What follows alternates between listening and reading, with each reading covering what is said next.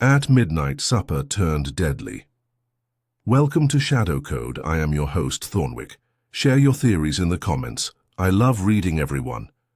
It was one of those rare nights when the brownstone felt too quiet, even for me.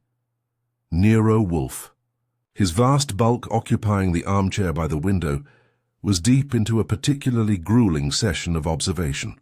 His gaze was fixed, unblinking, upon an old manuscript, likely an obscure piece of literature from some corner of his library. But I knew better than to interrupt him. The silence was a companion, and in this house, silence was as rare as the chance for Wolfe to lift a finger on his own. I was stretched out on the divan, flicking through a stack of outdated newspapers, my mind at half attention. The night was closing in, and despite the lateness of the hour, the brownstone had a peculiar air about it. Still, I hadn't yet anticipated the disturbance that would come. The doorbell rang, slicing through the calm with sharp precision. Not unusual, but considering it was past midnight, it was unexpected, especially for a case not related to our usual clientele. I glanced at Wolfe. He barely reacted, his eyes not leaving the manuscript, the slightest furrow in his brow the only sign of his recognition that the world outside was intruding upon his sanctuary. "Archie," he said, not looking up. "Yeah?" "Go, see who it is." That was my cue. With a sigh, I pulled myself from the divan and made my way to the door, pushing aside the nagging sense that something was off. Standing on the stoop was a woman, about 5'5", slender, with dark eyes that had an unsettling intensity to them. Her long black coat fluttered in the wind. Her hair, disheveled from the elements, framed a face that seemed far too composed for someone braving the chilly New York air at such an hour. "Are you Archie Goodwin?" she asked, her voice a touch more hurried than necessary. "That's me," I replied, raising an eyebrow. "And you are?" "Catherine Reardon," she said, her eyes darting nervously over my shoulder. "I must speak with Nero Wolfe." I felt a strange tingling at the back of my neck, something about her manner that didn't sit well. "Wolfe's not in the habit of meeting people this late," I said, trying to manage a casual tone. "But if you've got a problem, I assure you, Mr. Goodwin," she interrupted, her voice more insistent now, "it's a matter of life and death." The words hung in the air, an ominous weight that was enough to make me reconsider my first response. "You've got a seat in the brownstone if you're serious, but you're going to have to make it quick. Wolfe doesn't appreciate visitors after hours unless they're prepared to offer something worth his time." She stepped forward before I could close the door and entered without further hesitation. I didn't bother to argue. Once Wolfe had given the order to entertain a guest, it was hard to do much else. I led her into the front room, where the shadows lingered long past midnight. She didn't take a seat at once. Instead, she moved across the room, her gaze darting toward Wolfe, who had not yet given her a second glance. His chair, large and imposing, faced the window in a way that made it seem like he had been watching her approach the entire time. But of course, he hadn't moved a muscle. Wolfe finally spoke without turning his head. "You have an unusual air. About you, Miss Reardon. You've disturbed my evening at an hour I would not have chosen for such an intrusion. What precisely do you want?" The cold, dismissive tone he used didn't deter her. She leaned against the back of a chair and took a steadying breath. "I need your help, Mr. Wolfe, and not just your help but your discretion." Wolfe paused, slowly lowering the manuscript. He was a master at using silence to unsettle. She was clearly aware of it, and it showed on her face as she wrestled with her own nerves. "I don't know who else to turn to," she continued, her words quick and sharp. "I'm being watched by someone close to me, and I have reason to believe they intend to harm me. Tonight, I'm certain of it." I saw Wolfe's eyes narrow ever so slightly. His manner was still aloof, but now there was something in his posture, something that told me he was already dissecting her story, poking holes in it, even though his expression hadn't changed. "Explain," Wolfe finally said.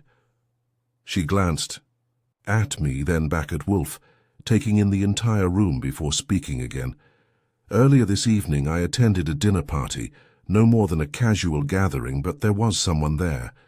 A man whom I had not seen in years. I believe, he's involved in something dangerous. I've seen things, heard things, and now he's followed me here. Very interesting, Wolfe said dryly. A dinner party turned deadly, a potential assassin at your doorstep. I'm intrigued, Miss Reardon, but you'll have to do better.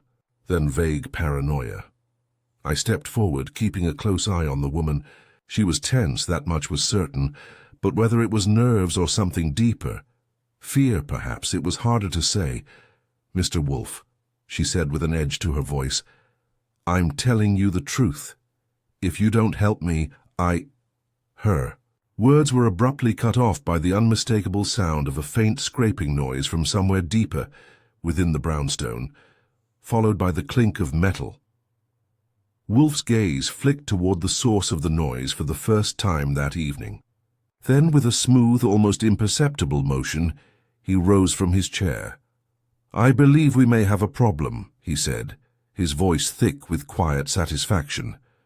The sound came again, sharp and distinct. Metal scraping against metal followed by the faintest thud. For a moment the room was entirely still, save for the tension hanging in the air. Wolfe's eyes, cold and calculating, flicked toward the source of the noise, and without another word he turned to me. Archie, he said, his tone still composed but carrying the faintest hint of command. See what that is? I nodded, instinctively stepping forward, but I wasn't entirely sure what to expect. The brownstone, despite its grandeur, was a labyrinth of rooms and hallways, each of them housing items of particular interest to Wolfe's private collection. But a sound in the middle of the night, particularly a sound of that sort, rarely boded well. Miss Reardon had fallen into a strange silence, her earlier urgency replaced by an unnerving stillness. She seemed to be holding her breath, waiting for something to happen. I shot her a look, but she was staring straight ahead, her lips pressed together, as though she were trying to force herself into composure. I glanced at Wolfe once more, who had returned to his chair. His hand rested on the arm of it, his fingers tapping a slow, deliberate rhythm, almost as though he were considering whether the disruption was worth his attention. I didn't waste any more time. The noise came from the back of the house toward the kitchen. I made my way down the hall quickly, stepping lightly to avoid drawing attention to myself. As I approached, I noticed something strange. The kitchen door, which was normally shut tightly, was slightly ajar. The faint sound of a metal object scraping again reached my ears. I pushed the door open slowly, scanning the room for anything out of place. The lights were dim, casting long shadows over the counter. Nothing appeared unusual at first. There were the usual kitchen utensils in their place, the sink filled with dishes from dinner, and a stack of empty wine glasses drying on the counter. But then my eyes caught something on the floor. A small polished knife, its handle gleaming under the light. It wasn't the sort of thing you'd normally expect to see discarded on the floor of Wolfe's kitchen. I crouched down, inspecting it closer. It was a small carving knife, one that should have been in the kitchen drawer. A quick glance around revealed the drawer was slightly open. Someone had obviously been there, rifling through the utensils and then, presumably, dropping the knife without taking it. It wasn't exactly a smoking gun, but it was enough to raise the hairs on the back of my neck. I picked the knife up carefully, feeling its weight. There were no fingerprints that I could immediately discern, but the blade was clean, as though it hadn't been used at all. I stood up slowly, about to leave the room, when I heard a faint shuffle behind me. I turned quickly, only to find nothing. Then it hit me. The sounds of the night, the metal scraping, the slight disturbance in the air had stopped. It was unnervingly quiet now, and it wasn't just the absence of noise. It was the absence of a sense of threat. For the first time, I felt like I was the one being watched. I froze for a moment, wondering if I had missed something. After a beat, I turned and walked out of the kitchen, knife in hand. I had to return it to Wolfe. There was no reason to keep it to myself. When I stepped back into the front room, Miss Reardon was standing by the window, her back turned to us. Wolfe hadn't moved, but his eyes never left me as I walked toward him, holding the knife. "Well, Archie?" he asked, his voice heavy with expectation. "Someone's been in the kitchen," I said, carefully placing the knife on the table, beside him. "They were looking for something, or perhaps just making sure it was where it should be." He leaned forward, his hands folding together in that deliberate, almost theatrical manner he often adopted when he was fully engaged in a case. "Interesting. This knife," he reached for it, turning it in his hand, "is not part of our usual collection, I take it?" "No," I said, "not from my recollection. It's too new, and I've never seen it in the drawer before." Wolfe placed the knife down carefully, his eyes now fixed on Miss Reardon. "It seems, Miss Reardon, that someone has taken a particular interest in your arrival tonight." She turned to face us, her face pale, her eyes wide with a mix of fear and something else. Defensiveness, perhaps. "I don't know what you're insinuating. I told you, I need protection. This has nothing to do with your kitchen or your utensils." "On the contrary," Wolfe replied coolly, his gaze never leaving her, "it has everything to do with your story. You've come to me with an accusation of being watched, of being pursued. Yet, it appears that we may have someone quite literally stalking our home. This knife, you see, is just the beginning. If you had not arrived here tonight, I suspect we would not be discussing it." I could see her steely resolve begin to crack. She took a deep breath, gathering herself before she spoke. "I wasn't lying when I said I was being followed, but there's more to it. This person, the one I'm running from, is someone I know, a man named Gregor. He's dangerous, Wolfe, I'm sure of it. And tonight he—" The rest of her sentence was cut off by the sharp sound of footsteps coming from behind her. I instinctively turned, but before I could react, I saw a figure in the doorway. Saul Panzer, the quiet, efficient private investigator who was often called upon when Wolfe needed more than just the standard field work, stepped into the room. He didn't waste any time speaking, his face grim. "Wolfe, we've got a problem," Saul said. "Someone's been poking around the back of the building." Saul Panzer's presence was enough to break the uneasy calm in the room. Miss Reardon visibly stiffened, her eyes narrowing, but she didn't speak. Her gaze flicked between Saul and Wolfe, as though trying to decide whether to say something or let the detective's calm demeanor take the lead. Wolfe, as usual, remained still, his expression unreadable, the corners of his lips turning slightly downward in a gesture that meant he was thinking, processing, and about to speak. But he didn't immediately address Saul. Instead, he glanced briefly at the knife on the table, then back at Panzer. "You've seen someone." Wolfe's voice was measured, almost disinterested, but I could tell he was far from idle. Every word he spoke was a deliberate choice, a calculated move, the kind of tone he used when he was beginning to close in on something, perhaps something that wasn't immediately apparent. Saul nodded, his eyes scanning the room quickly, then settling on Miss Reardon with an intensity that matched the tension in the air. "Yeah, a man in a dark coat was lurking by the alley behind the building. I didn't get a clear look, but he was pacing, checking the back entrance. It was like he was waiting for something." I noticed Miss Reardon's shoulders tense at this, and for a split second I could have sworn she looked guilty, but then she forced herself to relax, clasping her hands tightly in front of her. "I told you," she said, her voice tight. "Someone is following me." I knew it was only a matter of time before they found out I had come here. Wolfe remained silent for a moment, his gaze still on Saul. "Did you confront him?" "No. I wanted to wait for you. I didn't want to make any assumptions without being sure." Saul's voice was steady, though I could hear the sharp edge of caution in it. I didn't get a clear look at his face, but I can tell he was paying attention to our comings and goings. I could feel the unease building in the room, but Wolfe's calm seemed to wash over the rest of us. His next words came with the same quiet authority that made him impossible to ignore. "Archie, check the back. Don't approach him. We'll let him make the next move." Wolfe's tone was clear, his decision already made. "Saul, stay inside. Keep watch. And Miss Reardon." He paused, his gaze turning to her with an intensity that made her flinch slightly. "You'll remain here. No more running." I was already reaching for my coat when Wolfe's words reached me. His voice, low but commanding, carried a weight that made me stop. "Before you leave, Archie," he added, "bring the knife with you. It is time we investigate what else may have been disturbed in the kitchen."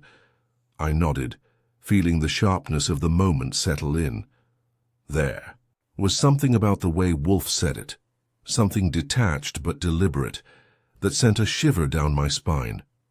He was never one for theatrics, but when he spoke it was always with purpose, and I had a feeling that this knife, this small, seemingly insignificant object, would be central to everything that was about to unfold. I moved quickly through the brownstone, the click of my boots on the floor echoing louder than it should have, as if the house itself were holding its breath. The back entrance was just around the corner, the alley stretching out in the dim light of the street lamps outside. I reached the door and paused, pressing my ear to the wood. I could hear nothing, not a sound, not a whisper. It was unnerving. Opened the door carefully, slipping outside. The cool air hit me instantly, and I pulled my collar up, scanning the alley for any signs of movement. The street lamps cast long shadows, and I could see the outlines of trash cans and a few discarded boxes, but no figure in sight. I crouched low, moving along the edge of the building, my hand close to my holster in case things turned ugly. Every instinct screamed at me to be careful. Whoever was out there had already been watching us, and they weren't likely to be the friendly type. I rounded the corner slowly, sticking close to the wall, and that's when I saw him. A tall figure standing in the shadow of the farthest lamp-post, his back partially turned. He didn't seem to notice me at first, his attention fixed on the back door of the brownstone, eyes scanning the surroundings. The street lights flickered slightly, casting an uneven light over him. I couldn't make out his features, but I could tell by his posture that he wasn't here to make friends. I took another step forward, careful not to make a sound, but as I did, he turned, as if sensing my presence. For a second, I froze. Our eyes met, just for a moment, before he turned quickly and started walking down the alley, his pace quickening. I didn't hesitate. I followed him, keeping a safe distance, my mind racing. What was he after? Why had he been lurking around the brownstone? I didn't get far before he turned into another side street, disappearing from view. I cursed under my breath, my pulse quickening as I realized I had lost him. The feeling of being hunted, of being one step behind, was all too familiar, but this time it felt different. Whoever this man was, he knew exactly what he was doing. Made my way back to the brownstone, my mind running through the possibilities. As I stepped inside, I was met by Saul, who had been watching from the window. His face was unreadable, but I could see the same tension in his eyes that I felt in my gut. I held up my hand to signal that the man was gone. Saul nodded, his expression hardening. "What now?" "We wait for Wolfe," I said quietly, "and see where this game leads." I stepped into the front room where Wolfe and Miss Reardon were still standing. Wolfe's gaze shifted from me to the knife on the table, his eyes glinting with that signature look of intellectual calculation. "It seems," Wolfe said, his voice calm but laced with something I couldn't quite place, "we've been offered more than just a late-night disturbance. We've been invited into a game of cat and mouse. The question is, Who is the cat and who is the mouse? I looked over at Miss Reardon. She stood there, her expression unreadable, but I couldn't shake the feeling that there was more to her story, something she wasn't saying. Whatever. Game we were about to enter, she was at its center. And Wolfe? Wolfe was already several moves ahead. I could almost hear him calculating. We weren't merely dealing with a stalker, we were dealing with a carefully laid trap. Wolfe didn't move. His eyes were still locked on the knife on the table, his fingers steepling together as though he were pondering some intricate puzzle. Miss Reardon stood there, shifting her weight uncomfortably, her eyes darting nervously between Saul and me. She was waiting for Wolfe to speak, and I could sense she was getting more and more impatient with every passing second of silence. "You're not going to tell me what's going on?" she finally asked, her voice tight, barely masking the anxiety she was trying to keep at bay. "You brought me here, said you could help, and now you're just sitting there staring at a knife as if it means something. I came to you because I'm being hunted, and I need to know what happens next." Wolfe's eyes lifted, meeting hers, for the first time since she entered. There was no sign of sympathy in his expression, no effort to reassure her. Just that same calm, methodical stare that I'd learned to recognize all too well. "You are being hunted, Miss Reardon," he said slowly, his voice measured. "But the question is, by whom and why? And I suspect that the reason you've come to me is not entirely about your personal safety." She flinched at that, but Wolfe didn't seem to notice. His gaze returned to the knife. "I don't know what you mean," she said, her voice a little sharper now. "You came here, Miss Reardon, because you knew something important had been disturbed. The knife, the presence of someone waiting outside. These are all signs that your pursuer is trying to communicate with you. The question is, what is it? You're not telling us?" I could feel the tension thickening in the room. Wolfe's words hung in the air, and Miss Reardon's posture had stiffened in a way that told me she was on the verge of breaking. I don't know what you're talking about," she said, but her eyes betrayed her, darting to the side for a brief, almost imperceptible moment before meeting Wolfe's gaze again. Wolfe leaned back in his chair, still studying the knife. "You came to me because you were afraid. You knew something had been disturbed, something that had long been hidden. But you're not telling me the truth, Miss Reardon. There is something. Else you're not saying something crucial that's been kept from me." The air in the room grew heavier with every word Wolfe spoke. I could see that Miss Reardon was struggling, but I wasn't sure if it was with the fear of what she knew or the fear of Wolfe's unrelenting mind slowly closing in on her. She took a deep breath, and for a moment I thought she might finally crack. "I can't tell you everything," she said quietly, almost inaudibly. I'm not sure who I can trust anymore." Wolfe's gaze softened just slightly. He didn't look at her with disdain or frustration, but with the kind of quiet understanding that only someone like him could manage. It was a subtle shift, but enough to make Miss Reardon take another step forward. "I came to you because you have a reputation," she said, her voice still shaky. "People trust you to solve problems, and She stopped herself, biting her lip before continuing. "I don't know who I can trust. I'm being followed by someone who's been in my life for a long time. He's dangerous, and I'm afraid of what he'll do if I refuse to help him. He's got a hold on me, on my family, and I don't know how to get out of it." Wolfe's eyes narrowed slightly as he processed her words, as though weighing every syllable for its true meaning. There was no rush in his actions, no sense of urgency. He was the picture of calmness, letting the silence hang in the air while he pieced things together. "I've been keeping secrets, Miss Reardon," he said finally, his voice like a knife cutting through the tension. "But the truth is, whatever you're hiding, it will be uncovered soon enough. And if you don't want the people you care about to be dragged into this, I suggest you start being honest with me." Miss Reardon's face twisted in frustration, and for the first time since she entered the brownstone, She allowed herself to show her emotions. Her shoulders slumped, and she seemed to shrink in on herself. I didn't want this," she said softly. "I didn't want anyone to get hurt." Wolfe's eyes flicked to Saul and then back to me. "Archie," he said, his tone once again steady and unhurried, "find out what you can about this Gregor.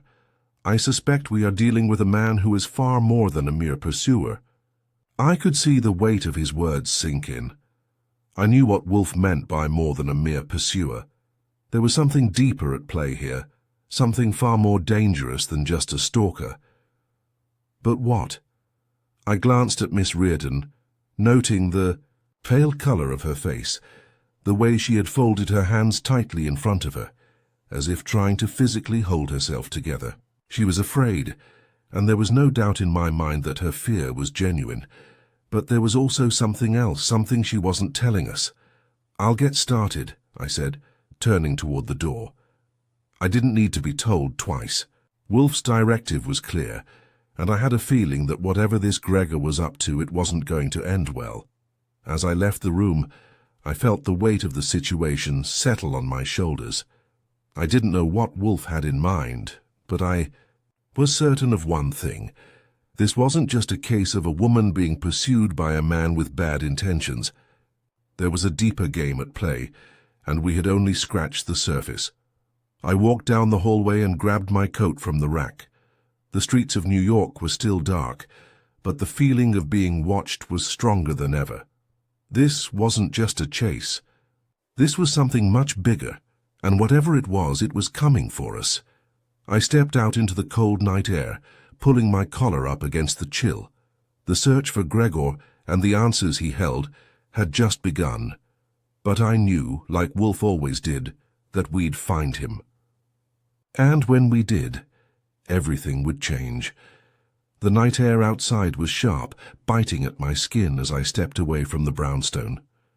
New York was a city of shadows at this hour, the streets dimly lit and quieter than usual. The world felt like it was holding its breath, as if waiting for something. I could almost feel the weight of the investigation settling over me like a heavy cloak. Whatever was happening, whatever Gregor was tangled in, it wasn't just personal. It was something larger, and I was about to be pulled deeper into it. I made my way down the street, the usual clamour of the city muted at this hour, and headed for the nearest phone booth. Saul had already started his surveillance, and I had to start tracking down information on Gregor. Wolfe's suspicion had been right on the mark. This was no simple stalker. There was more at play, and I had a feeling it was going to get a whole lot worse before it got any better. I dialed the number for a contact at the police station. A low-level officer named Joe Stevens, someone I knew wouldn't ask too many questions and could dig up information if I needed it. The phone rang a few times before Stevens picked up, his voice a little groggy but still sharp enough to understand. "Yeah?" he said, clearly not expecting a late-night call. "Joe, it's Archie. I need you to check out a name for me. Gregor. First name's unknown, last name is Gregor. I don't have much on him yet, but I'll need everything you can find." There was a brief pause, and I could almost hear the rustling of papers on his end as he started the wheels turning. "Gregor?" he repeated, sounding uncertain. "You sure that's all you've got?" "For now, yeah, but dig into the shady parts, Joe. I'm getting a feeling this guy is more than just a bad ex-boyfriend. Something's off." "All right, I'll see what I can do. You'll hear from me in a couple hours." "Thanks, Joe. I owe you one." I hung up the phone, feeling a bit more at ease. Joe had a knack for turning up things that weren't on the books, and that's exactly what I needed. With that out of the way, I had one more stop to make. I headed for the usual diner, the one Wolfe refused to step foot in because of its lack of culinary artistry. He'd been known to let me go there if it meant getting a cup of coffee on the fly, and tonight was no different. I needed caffeine, and a few quiet moments to think. Maybe something would click in my brain that would put the pieces together. The diner's neon lights flickered as I walked through the door, the usual smell of greasy food and fresh coffee welcoming me. It was nearly empty except for the night cook, who was hunched over the counter with a cup of coffee, and an old man in the corner booth tapping away at a newspaper. I slid into a booth by the window, ordered a coffee and waited. As I sat there, my mind raced through the details I had so far. Miss Reardon had brought me a problem, but she hadn't told me the whole story. Wolfe was right to press her. There was something she wasn't saying, something important. She was hiding something, and I couldn't figure out if it was fear or guilt behind her eyes. Then there was Gregor. I didn't like the fact that I didn't know anything concrete about him. No background, no immediate history, nothing. It was like he had dropped out of the sky and landed in the middle of this investigation without any explanation. I sipped the coffee, letting the heat fill me. My mind drifted back to the conversation with Wolfe before I left the brownstone. He was as calm and unflappable as ever, but I could see the edge of interest in his eyes, a sign that he was already forming a theory, one that he would only reveal when he was good and ready. For now I was on the ground running the fieldwork, something I had done plenty of times, but never without knowing Wolfe was guiding it all from his chair, watching, thinking, waiting for the right moment to strike. The coffee helped to clear my head, and just as I was about to slip into a bit of a trance, the door swung open. The bell above it jingled, and in walked a man, tall and broad-shouldered, with a scar running along his jawline. He scanned the room, his eyes locking on me for a brief second before he turned toward the counter. It didn't take a detective to tell that this guy was trouble. His eyes were too alert, his movements too deliberate. He ordered a coffee in a voice that was low and clipped, then glanced back over at me. I could feel his gaze now, steady and calculated. I didn't like the way he was looking at me. It wasn't just curiosity. It was recognition. I took another sip of coffee, pretending not to notice, but every nerve in my body was on high alert. The man's back was to me now, but I could feel the tension building. He was waiting for something or someone. The door opened again and a woman stepped in, her silhouette casting a long shadow across the floor. She glanced around the diner for a moment before walking directly toward the man. She was tall, blonde, and dressed in a long coat that looked out of place for a night like this. When she reached him, she leaned in, and their conversation was too quiet for me to catch any words. But the intensity between them was palpable. I didn't need to be a genius to put two and two together. These two were part of the puzzle, and it seemed like they were waiting for something. Someone, perhaps. I dropped a few bills on the table and stood, slipping out the door as quietly as possible. I needed to follow them, see where they were going. If they were part of the equation I had been looking for, I had to know what they were up to. I moved quickly, keeping a safe distance, my footsteps muted on the wet pavement. I could see them, through the window of the diner, as they slipped into a nearby alley. The woman leading the way, the man following close behind her. The night felt colder now, the shadows deeper as I kept pace, careful not to alert them that I was on their trail. The alley was narrow, the walls of the buildings on either side casting long, oppressive shadows over the cobblestones. I felt the weight of the darkness pressing in on me as I followed them deeper into the maze of the city. They weren't acting like two people who were just meeting by chance. No, there was something more to it, something planned.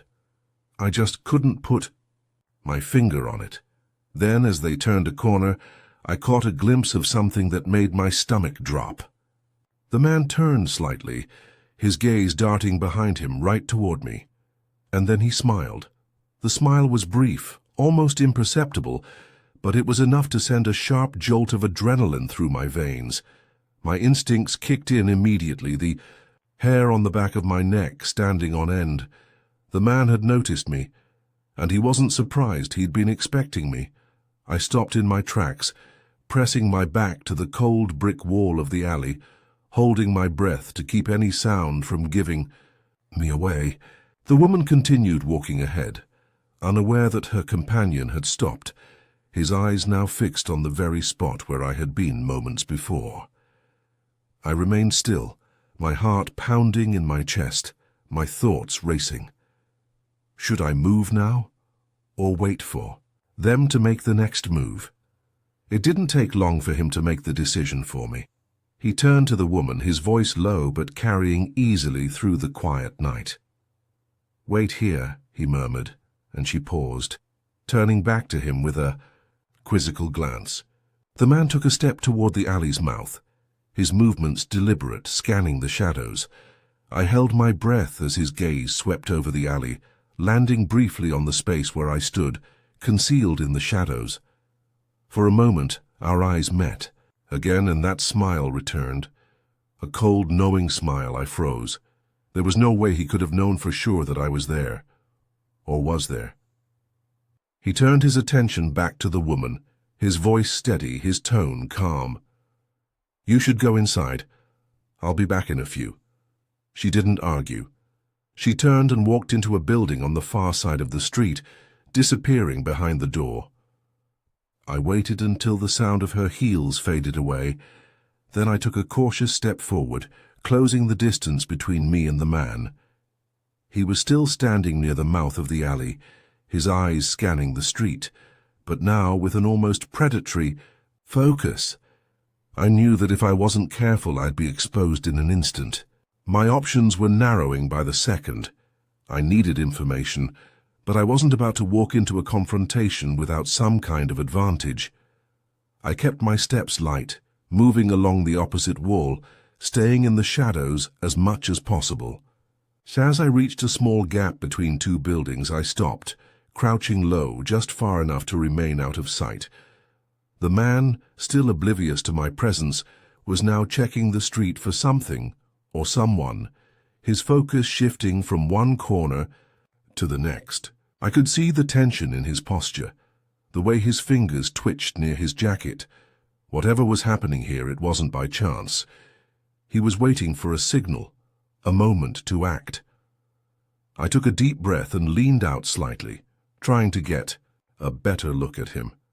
I needed something, a clue, a slip-up, anything that could help me understand who this guy was and what his connection was to Miss Reardon and the growing mess we were wading into. And then, in the briefest moment of distraction, the man did something unexpected. He reached into his coat and pulled out a small folded piece of paper. His fingers brushed across it, almost absently, as though he were contemplating something, an action that struck me as peculiar, considering how tense the situation had been moments before. He glanced down at the paper, and for a second I saw the faintest flicker of recognition in his eyes. He folded the paper carefully and tucked it into an inside pocket of his coat. I didn't know what was on that paper, but I knew that it was important. I was too far away to get a clear look at it, but the fact that he was so deliberate in handling it told me everything I needed to know. That piece of paper was a key to something bigger than just a random surveillance job or a stalker following Miss Reardon. I moved back, slowly, carefully, making my way to the corner of the building. There was no point in sticking around now. He was no longer distracted, and I couldn't afford to get too close. But as I made to leave the alley, I heard a sound, a quick footfall behind me. I turned just in time to catch a fleeting shadow near the mouth of the alley, but there was no one there when I looked. My pulse quickened and I took a step back, my eyes scanning the street. That wasn't right. The alley was empty moments ago. Had someone else been following me, or was it just my mind playing tricks in the dark? I didn't have the time to find out. I moved quickly, stepping out of the alley and back into the street. The figure was gone, and with it, the sense of being watched. I needed to get back to the brownstone to report what I had seen and to dig into whatever the man's mysterious paper had been about. I didn't have much to go on, but I couldn't shake the feeling that whatever had just happened was part of a much bigger plan. The pieces were starting to fit together, but the puzzle was far from complete. I retraced my steps toward the brownstone, my mind spinning with questions. The man's presence, the woman, the strange exchange. They were all connected. But to... What? I finally reached the brownstones' front door, my mind still racing as I stepped inside.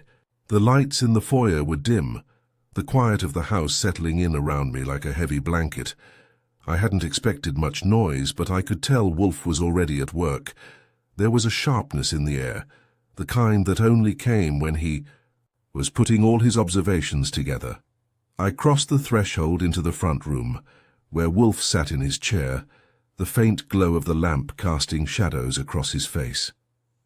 He didn't look up at first, but I could tell he was waiting for me. "Did you learn anything useful?" Wolfe's voice was as steady and unhurried as ever, but I could hear the subtle edge of anticipation beneath it. He was piecing things together, and now he needed the final link. I stepped closer, setting my coat down on the table, and recounted everything I'd seen. The man, the woman, the piece of paper. Wolfe listened intently, his gaze flicking from me to the table, his fingers tapping rhythmically against the armrest of his chair. When I finished, Wolfe gave a small, almost imperceptible nod. "It seems, Archie, that we have begun to uncover the true nature of this game. We are no longer dealing with mere suspicion and uncertainty. The players are aligning. Now we must make our next move, and it will require precision." I knew then that whatever had started with Miss Reardon's visit was no longer just a case. It was a war of strategy, and Wolfe was about to show me how a master played the game. Wolfe's words settled over the room like a quiet storm, and I felt the familiar sense of inevitability that always accompanied his thoughts. When he started, talking about precision, I knew he wasn't just referring to a clever piece of deduction or an observational quirk. No, Wolfe was preparing for something bigger, something that would require more than just careful investigation. I could see the glimmer in his eyes, the same one that signaled he was 2 steps ahead of everyone else in the room. The whole situation, the man in the alley, the mysterious paper, Miss Reardon's cryptic admission, was starting to coalesce in his mind, and soon we'd be moving in ways that were far more deliberate than anything I'd done before. I took a seat across from him, letting him work through the pieces in his head, knowing better than to interrupt. He always worked best in silence, his mind a machine that churned through possibilities until the truth revealed itself with brutal efficiency. "You're thinking about the paper, aren't you?" I asked, breaking the silence. Wolfe's gaze flicked toward me, and there was the briefest hint of amusement in his eyes, the way he always regarded my attempts at insight. "The paper is a link," he said, his voice calm but sharp. "It holds the key to understanding what's truly at stake here. It is not just a note, it's a signal, Archie. A message meant for someone with the right knowledge, the right eyes." I leaned back in my chair, absorbing the weight of his words. "A message? Who's it for?" "That's what we need to determine, and that's why you're going back." "Out there?" I raised an eyebrow, surprised. "Back out? To the same street?" "Yes," Wolfe said with finality, "but not just to observe. We need to be certain of everything, and I have a hunch that our friend in the alley isn't just waiting. He's been left a trail that he's already following. We need to find out where it leads." It was as if a switch flipped in my head. The pieces were all clicking into place, but the question remained, what was Gregor after? And why did he think that paper was so crucial? The answer, I suspected, lay in the shadows of the city, and I wasn't going to find it sitting in the brownstone. I stood up, moving toward the door, but Wolfe's voice stopped me. "Remember, Archie," he said, his tone suddenly stern, "do not let yourself be led into their game. We are not the ones who react. We are the ones who set the terms. Move with care." I nodded, my heart beating a little faster. The gravity of Wolfe's words hung in the air. This wasn't just an investigation anymore. It was a test of strategy, and we were about to make our next move. I stepped into the cool night air, letting the door close behind me with a soft click. The streets of New York were even quieter now, the hum of the city's usual chaos muffled by the fog of night. The alley was just a few blocks away, and the uncertainty gnawed at me, but Wolfe had given me direction, and I wasn't going to let him down. As I neared the familiar street corner, I slowed my pace, scanning for any signs of movement. The alleyway where I had last seen the man was still dark, the light from the street lamps casting long, erratic shadows across the narrow passage. But tonight, something felt different. I wasn't just looking for the man now, I was looking for answers. I approached the alley cautiously, my steps quieter this time. I didn't want to alert anyone who might be watching, and I knew that there was a chance I could walk right into the heart of the operation. But that's what we needed. Clarity. We needed to find out what was really happening. I rounded the corner, keeping close to the wall of the nearest building, and froze when I saw him. The man was there again, standing at the far end of the alley, his figure barely visible in the dim light. He wasn't looking toward me this time. His attention was focused on something ahead of him, and that was my chance. I slipped deeper into the shadows, moving as quietly as possible. I didn't dare make a sound, my breath shallow as I kept my distance. The last thing I needed was to give away my position. Wolfe had been clear. Move with care. Reacting impulsively wasn't going to get us anywhere. The man reached into his coat again, pulling out the same piece of paper from before. This time he held it in front of him, reading it carefully, the faint glow of the street lamp illuminating his face. It was clear he was waiting for something, someone. But who? I needed to know what the paper said. It was the key to understanding the whole damn thing. I took a slow step forward, my foot lightly brushing against a piece of debris, and the man's head snapped up. For a second we were locked in silence. His eyes searched the alley, scanning the space I had just vacated. But then he shifted his gaze, his attention flicking elsewhere, as if he'd decided I wasn't worth the trouble. I waited for him to relax, but the moment didn't last long. The man turned and began walking further down the alley, glancing around cautiously as he moved.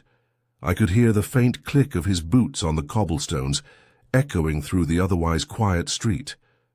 I made my move then, following at a safe distance. This time I wasn't trying to avoid him. No, now I had a purpose.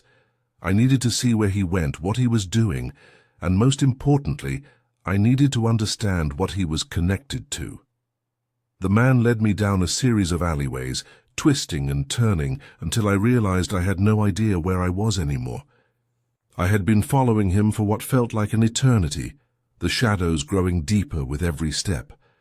My mind kept circling back to Wolfe's words, "Do not let yourself be led into their game." But that's exactly what was happening, wasn't it? I was being led. Finally, after what seemed like an age, the man stopped in front of an unmarked door.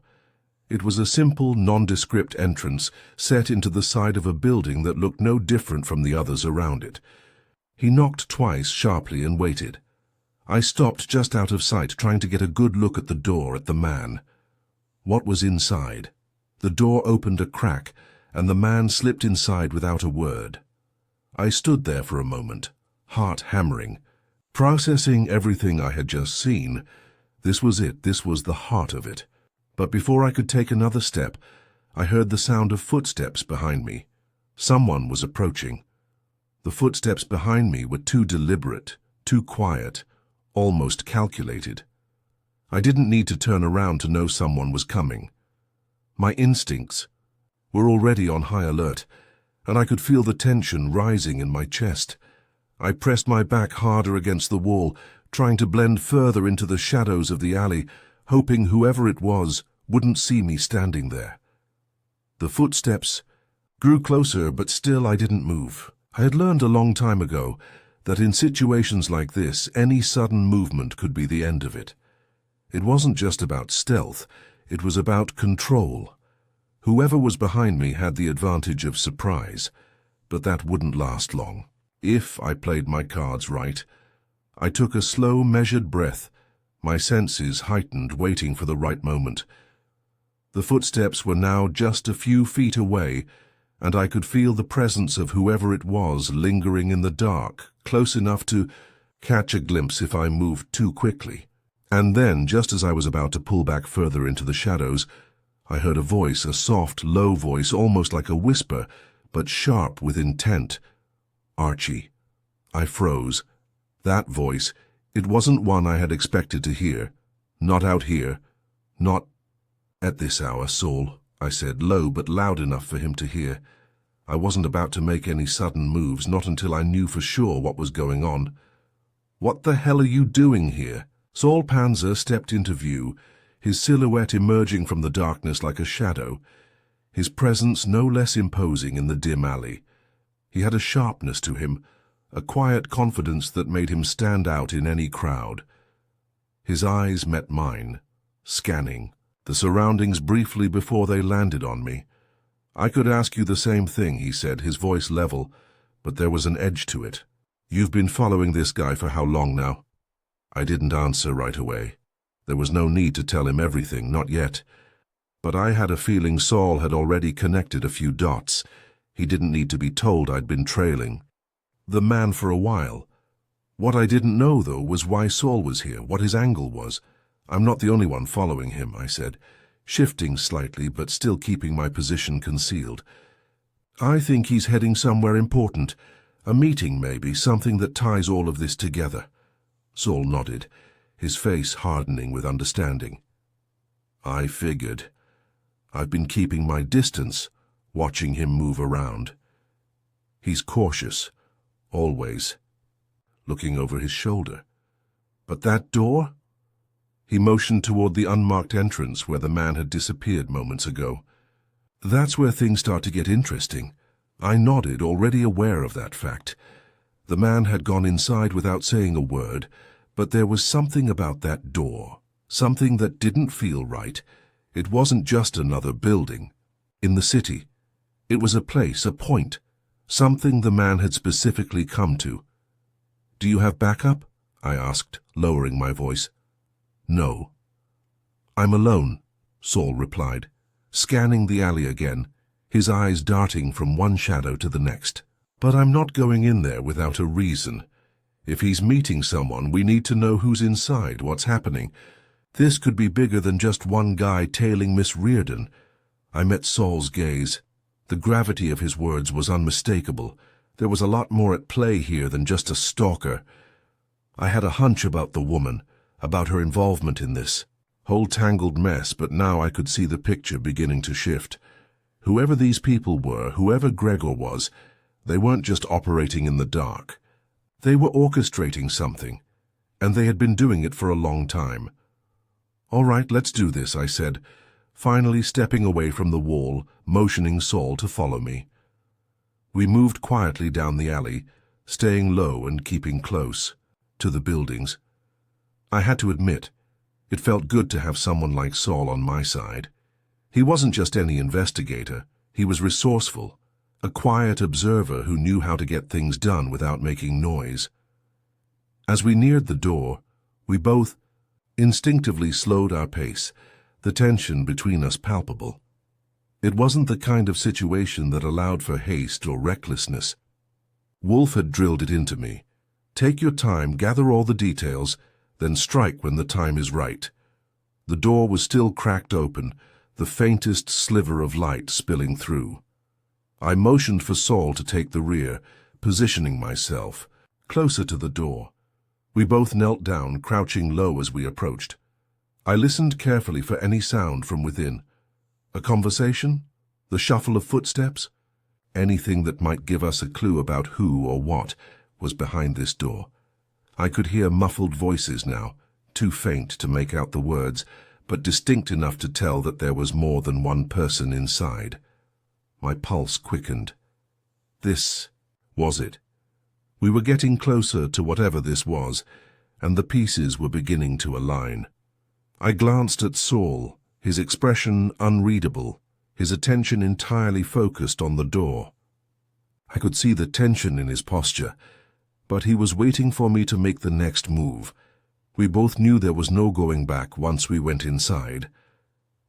I reached for the door handle slowly, making sure not to make a sound. I pushed it open just enough to peek inside. The room was dimly lit, shadows cast by a single flickering bulb hanging overhead.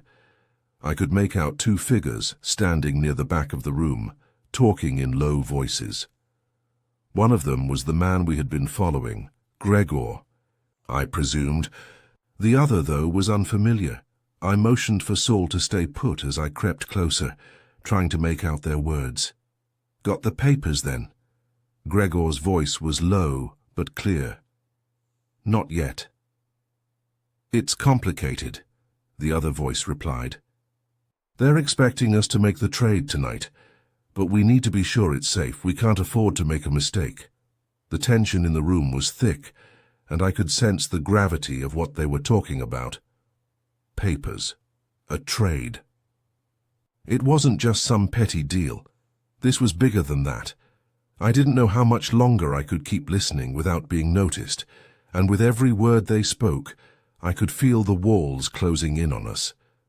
This was it. The game was about to reach its peak. The conversation inside the room grew even more urgent, the tension palpable. I could barely make out the words now, but the fragments were enough to confirm one thing. We were on the cusp of something far bigger than Miss Reardon's original complaint. This wasn't just about a woman being followed or a mysterious stalker. This was about something planned, something much more significant, a deal that involved high stakes. I motioned to Saul, signaling for him to stay low and follow my lead. I carefully pushed the door open just enough to get a better view, inching closer to the dim-lit room. The voices were clearer now, and I could hear the subtle shuffle of footsteps. They were close, but I had to be careful. If we were caught, eavesdropping, all of this could fall apart. "They'll make the exchange tonight," Gregor was saying, his voice tight with irritation. "If we don't have the papers by then, we lose everything." "Then we need to move faster," the other voice replied. I couldn't see his face yet, but there was a sharpness to his words that made me uneasy. "We've waited too long already." I felt my heart rate pick up. The papers. They were talking about some sort of exchange, and it was clear now that this wasn't just a small-time deal. This was high level, and the fact that they were willing to make an exchange at this hour meant there was something worth protecting. I glanced at Saul, who was crouched down beside me. His eyes were narrow, scanning the room for any openings. He knew just as well as I did that this was the moment we needed to strike. We couldn't let them complete whatever it was they were planning. The man with Gregor, he looked familiar, though I couldn't place him yet. I had a feeling that once I figured out who he was, the rest of this puzzle would start to fall into place. "We've got one shot," Gregor continued. "One chance to make sure this goes right. I don't care how we do it, but we can't screw this up."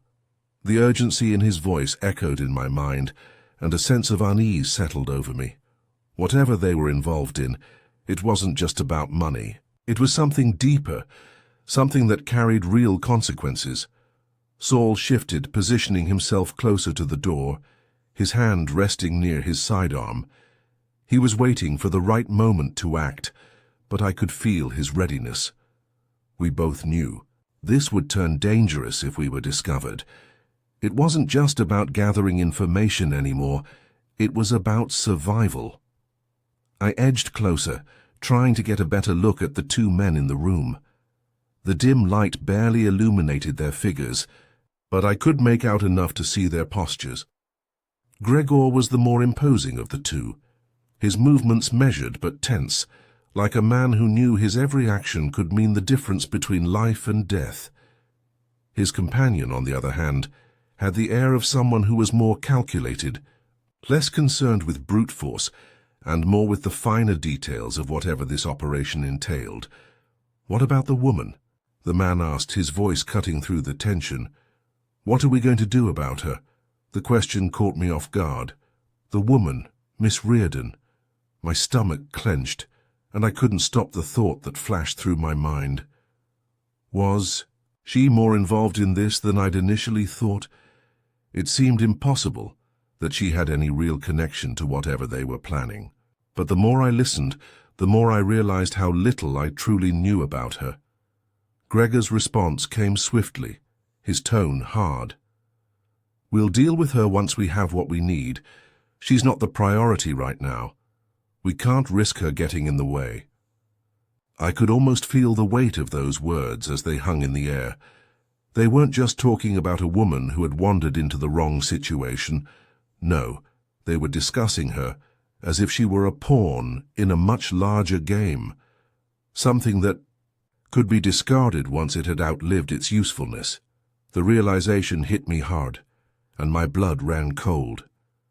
Miss Reardon wasn't just some innocent bystander caught up in a random incident. She was part of the puzzle. She was a key player in whatever this was. I glanced at Saul again, and he met my eyes, a silent understanding passing between us. This was no longer just about surveillance. We had to act, and we had to act quickly. I took a slow, calculated step back from the door, gesturing for Saul to follow me. We needed to regroup, figure out our next move.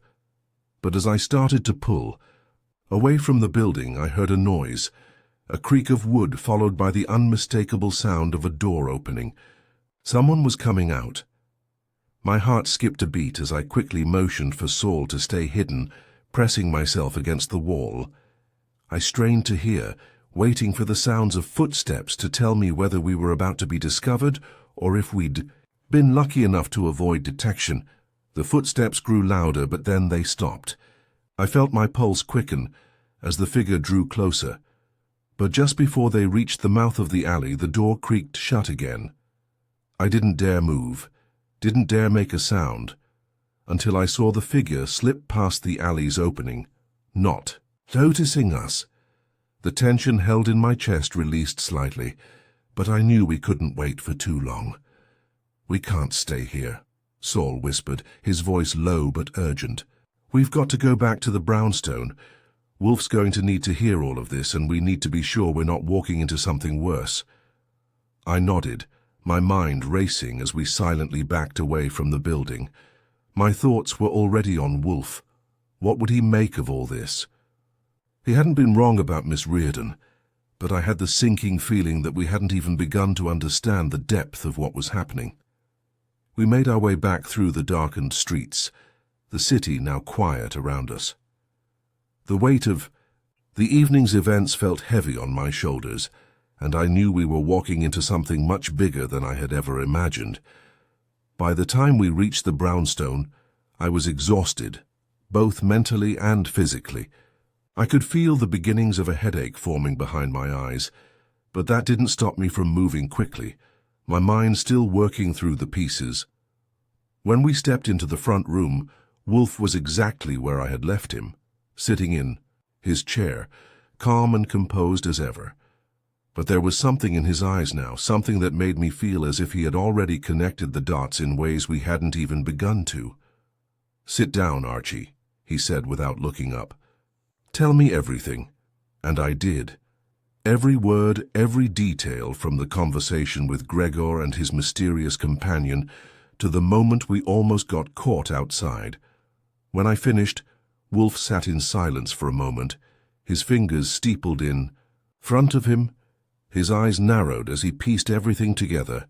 "Well, Archie," he said slowly, "it seems we have our work cut out for us." Wolfe didn't rush to speak after I finished, his silence hanging in the air like a heavy fog. I could almost feel him sorting through every detail, every word I'd just given him, turning each over in his mind like a chess master contemplating his next move. It was in the way his fingers tapped slowly on the armrest of his chair, the slight narrowing of his eyes as he considered the facts. Saul was standing near the window, his hands tucked in his coat pockets, watching the street below. I could tell, from his posture, that he wasn't expecting Wolfe to give up anything too quickly. Saul knew better than anyone that Wolfe's genius operated at its own pace. When Wolfe decided it was time to act, we would move. Until then, it was a waiting game. Finally, Wolfe spoke, his voice calm but deliberate. "You are quite certain of everything you've said, Archie?" "Yeah," I replied, not hesitating. "I'm sure. The men inside that building, Gregor and the other guy, they're involved in something far bigger than just following Reardon around. Whatever they're planning tonight, it's tied to those papers, and she's caught right in the middle of it." Wolfe nodded slowly, his eyes still fixed on the ceiling. "Yes, I suspected as much. This isn't just a simple case of harassment or a personal vendetta. These men, Gregor especially, are playing a much larger game." I waited, my mind racing. I knew Wolfe, and I knew that when he started down this path, he wasn't just working out the pieces for me. He was forming a plan of action. "What's the next step, Wolfe? What do we do now?" He turned his gaze to me, his expression unreadable. "The next step, Archie, is to learn exactly what is being exchanged tonight. To do that, we must find out what's in those papers." Hart skipped a beat. Wolfe wasn't one to dive into things without method. "And how do you propose we do that?" He didn't answer immediately. Instead, he leaned forward slightly, his elbows resting on the arms of his chair, his hands folded before him. "Saul," Wolfe said without looking at him, "I need you to keep an eye on Miss Reardon. Make sure she's not going anywhere and that she doesn't do anything foolish." Saul, who had been quiet until now, nodded sharply. "Got it." "And you, Archie," Wolfe continued, his gaze now fixed firmly on me, "will need to visit our friend Gregor again, only this time you'll be more persuasive." A wave of realization washed over me. Wolfe wasn't talking about following Gregor anymore. He was talking about confronting him, about forcing him to reveal whatever was hidden in those papers. It was dangerous, but I knew Wolfe's mind. He wasn't about to send me out there without a solid plan. I nodded, though I wasn't entirely sure how this would play out. "You've got a plan, right?" Wolfe's lips curved into the faintest smile. "I always have a plan, Archie." I couldn't help but feel a sense of dread mixed with my anticipation. Whatever lay ahead, we were about to be thrust deeper into this mystery than either of us had anticipated. The pieces were there, but the picture they formed was still shrouded in uncertainty. I found myself standing in front of the building again, the same one Gregor had entered earlier, feeling the weight of the night pressing down on me. I wasn't just a witness to this anymore. I was part of the game, whether I liked it or not. I waited for a moment, my eyes scanning the street for any sign of movement. Saul had done his part. He'd told me Reardon was still inside the brownstone, watching, waiting, possibly worrying about what was coming next. But right now, my focus was on Gregor. I needed to know what he was hiding, and I needed to get sight out of him one way or another. I had no idea what I was walking into. Wolfe's plan was to confront him, to get him to talk. But how exactly? Wolfe hadn't shared all the details, and I wasn't sure whether that was deliberate or just part of his method. All I knew was that the longer I stood here, the more dangerous it would get. I approached the door cautiously, keeping my footsteps quiet on the pavement. The last thing I wanted was to give myself away, especially now that I knew how high the stakes had become. The door was locked, but there was a faint light shining through the crack, indicating someone was still inside. I tried the handle. No luck. Of course, Gregor wasn't foolish enough to leave the door unlocked. I took a step back, glancing around the corner of the building. A couple of windows sat above the door, but they were too high up for me to see anything. I couldn't afford to waste time thinking about alternative ways in. I needed to act fast. A sound broke my train of thought, the faint shuffle of footsteps. I turned quickly, slipping into the shadows of the alley next to the building, and waited. A figure approached, moving cautiously. I could barely make out their features in the low light, but as they drew closer, I realized it was the man who had been with Gregor earlier, the one I hadn't seen clearly yet. He was walking slowly, almost hesitating as though expecting someone. That made me nervous. I stayed still, watching him until he reached the door. He glanced around, then knocked twice, sharp and quick, just like Gregor had earlier. The door opened a crack, and the man stepped inside without another word. I exhaled, my body stiff with tension. They were still in there, still making their plans. I had to get inside before they moved again. I took a deep breath, moved to the side of the building, and waited for the door to close. As it did, I quickly approached it, keeping my movements quiet but deliberate. I knew I had only a few moments before they noticed something was off. I tried the handle again, more forcefully this time, and it gave way. The door creaked open just enough for me to slip inside. The interior was dim, the faint flicker of a light bulb hanging from the ceiling, casting long shadows on the walls. I moved cautiously, my footsteps muted on the old wooden floor. The building smelled of dust and something stale, and the air felt thick, like it hadn't been disturbed in years. I could hear voices now coming from a room ahead. Gregor's voice was low and urgent, and the other man's words were sharp. But there was something different about the tone now. It was colder, more threatening. I didn't have much time. I crept closer, pushing open a door at the end of the hall, and stepped inside. I stood at the threshold of the room, my hand resting lightly on the doorframe. Inside, the two men, Gregor and the unknown associate, were talking in low, urgent voices. The intensity of their conversation filled the air, and for a moment I almost wanted to retreat, to take a step back and regroup. But that wasn't an option. I had to move forward. The details were clearer now than they had been before. The papers, the exchange, Miss Reardon, it all tied together in a way that I wasn't ready to fully understand. But there was no time to hesitate. I was in it now, and there was no turning back. I eased the door open just enough to peer inside, careful not to make a sound. The room was dimly lit, the only light coming from a single, flickering bulb above. I could make out Gregor's broad figure, standing by a small desk, the paper in his hand, his attention focused on it as if it held the key to everything. His companion was pacing, agitated, the sharp click of his boots echoing through the room. "Do you have the papers?" the man asked, his voice impatient but laced with a quiet intensity. Gregor didn't look up immediately. His fingers brushed over the paper, folding it slightly. "We'll have them tonight. It's all arranged. The exchange will go smoothly." "And if it doesn't?" the man pressed, his eyes narrowing. "We've waited too long for this." Gregor's response was low, almost a growl. "It will go as planned. You'll get your payment and we'll be done with this. No more complications." I couldn't hear the rest of the conversation. At that moment I realized they were closer than I had thought. Gregor was in charge here, but the stakes were higher than he was letting on. Whatever was in those papers, whatever. Deal was set to happen tonight. It wasn't just about money. It was about something much bigger.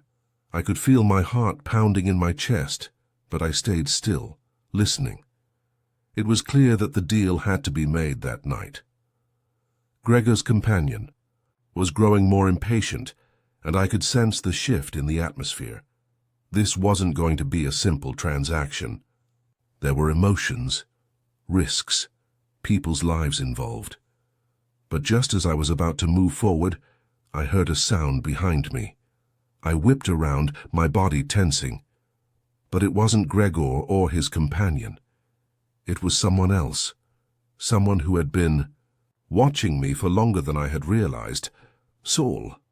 His presence didn't surprise me. It was the way he stood there in the shadows, his expression unreadable. His eyes flicked toward me, then back to the two men in the room. He didn't need to say anything. We both knew this moment was crucial. "Any ideas?" I whispered. though I knew the answer. "We're not walking out of here without answers," Saul replied, his voice barely audible. "You're right. This is bigger than we thought, but we need to figure out how to get them to talk." I nodded, a silent agreement passing between us, but as I looked back toward the room, I realized something. Gregor and his companion were moving. They were getting ready for the exchange. I motioned for Saul to stay behind me. I wasn't about to charge in there without a plan. This was the moment to act. We waited, watching as Gregor and the man finished their conversation, the meeting. Tension in the room was palpable, and I could sense that we were about to reach the climax of this tangled mess. I only hoped we weren't too late. Gregor moved toward the back door, but as he did, I stepped into the room, the faint creak of the floorboard announcing my presence.